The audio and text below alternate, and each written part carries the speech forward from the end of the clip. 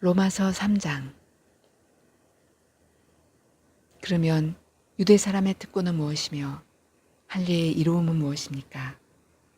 모든 면에서 많이 있습니다.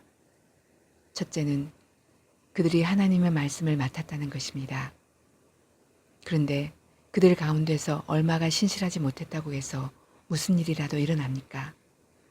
그들이 신실하지 못했다고 해서 하나님의 신실하심이 없어지겠습니까? 그럴 수 없습니다. 사람은 다 거짓말쟁이지만 하나님은 참되십니다. 성경에 기록한 바 주님께서는 말씀하실 때 의로우시다 인정을 받으시고 재판을 받으실 때 주님께서 이기시려는 것입니다. 한 것과 같습니다. 그런데 우리의 불의가 하나님의 의를 드러나게 한다면 무엇이라고 말하겠습니까? 우리에게 진노를 내리시는 하나님이 불의하시다란 말입니까? 이것은 사람들이 말하는 방식으로 내가 말해본 것입니다. 절대로 그럴 수 없습니다. 만일 그렇다면 하나님께서 어떻게 세상을 심판하실 수 있겠습니까? 다음과 같이 반박하는 사람도 있을 것입니다. 나의 거짓됨 때문에 하나님의 참되심이 더욱 분명하게 드러나서 하나님께 영광이 돌아간다면 왜 나도 역시 여전히 죄인으로 판정을 받습니까? 더욱이 좋은 일이 생기게 하기 위하여 악한 일을 하자 하고 말할 수 있겠습니까? 사실 어떤 사람들은 우리가 그런 말을 한다고 비방합니다. 그런 사람들은 심판을 받아야 마땅합니다. 사람은 모두 죄인이다. 그러면 무엇을 말해야 하겠습니까?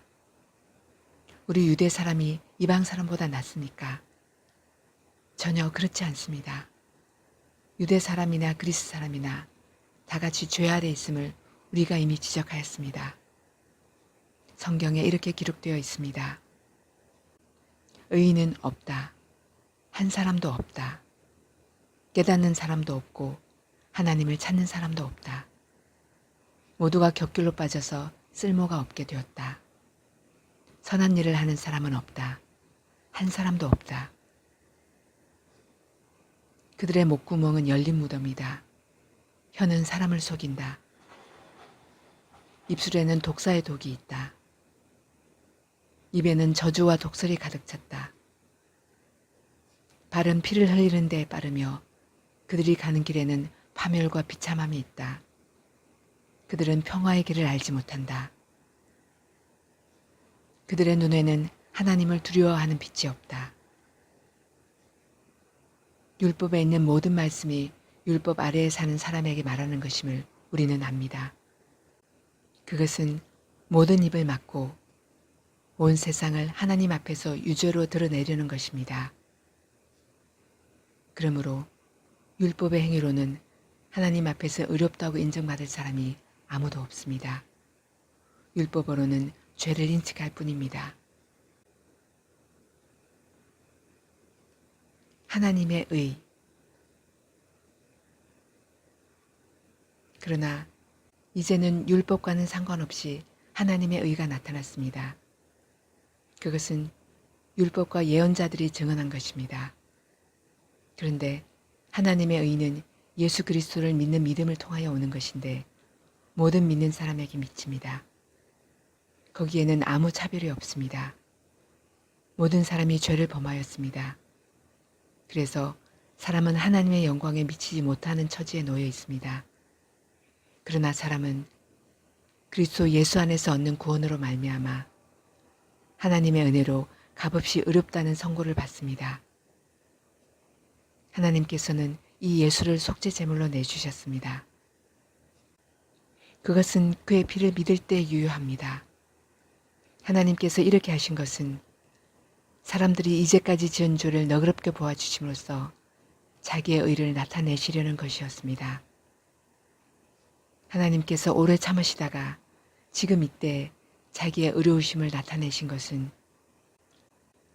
하나님은 의로우신 분이시라는 것과 예수를 믿는 사람은 누구나 의롭다고 하신 것을 보여주시려는 것입니다.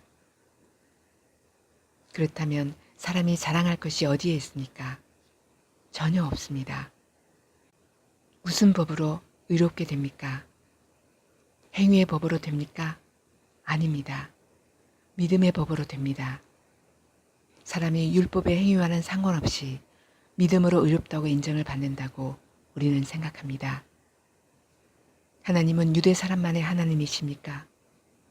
이방 사람의 하나님도 되시지 않습니까? 그렇습니다. 이방 사람의 하나님도 되십니다. 참으로 하나님은 오직 한 분뿐이십니다.